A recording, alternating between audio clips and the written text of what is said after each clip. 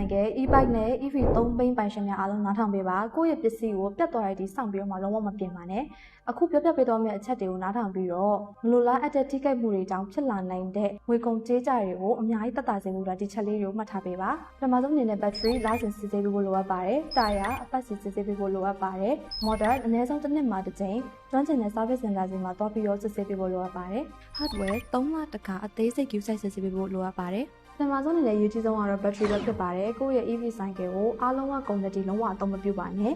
အား20ရာခိုင်နှုန်းလောက်ရောက်ပြီဆိုတာနဲ့8နာရီကနေ10နာရီထိအားသွင်းဖို့လိုအပ်ပါတယ်။သူတစ်ဖြစ်မျိုးရာသီလိုကာလာမျိုးတွေမှာအပူပိုင်းဒေတာတွေမှာဆိုရင်ကိုယ့်ရဲ့ EV cycle ကိုလုံးဝ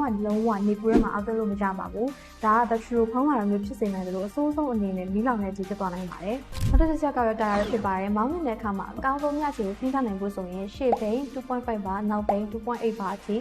တာယာလေးချင်းထိန်းထားဖို့လိုအပ်ပါတယ်ဒီလိုတာယာလေးချင်းကိုမျှတစွာထိန်းထားခြင်းကကိုယ့်ရဲ့တာယာကိုလည်းမပြတ်စီးစေသလို battery အားကုန်တာကိုလည်းအများကြီးသက်သာစေပါတယ်ဘိန်းတွေကိုစစ်ဆေးပြီးပြီဆိုရင် brake တွေကို6ရက်တစ်ကြိမ်စစ်ပေးဖို့လည်းမေ့ထားလို့မရပါဘူး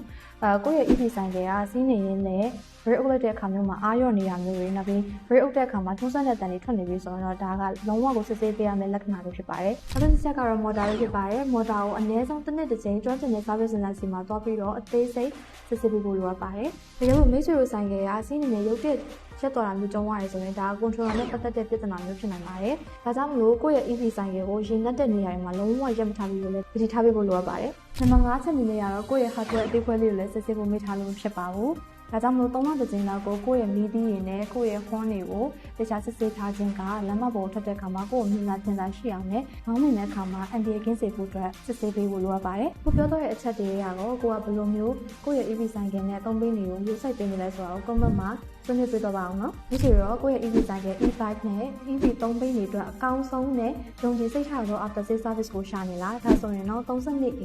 998ကျောင်းမှာရှိတဲ့လူမျိုးတို့ရဲ့ True Trust e-scooter showroom ကအကောင်းဆုံး after sales service တွေကိုပံ့ပိုးပေးဖို့စောင့်ကြိုနေတဲ့အကြောင်းသင်ကောင်းပါရပါတယ်ရှင်။ဒီလိုလက်တွေ့အသုံးချနိုင်တဲ့အကျိုးရှိတဲ့အချက်လေးကိုအမြဲတမ်းမျှဝေပေးတော့မှာဖြစ်တဲ့အတွက် True Trust e-scooter social media page ကိုလည်း like and follow လုပ်ထားဖို့မမေ့ပါနဲ့နော်။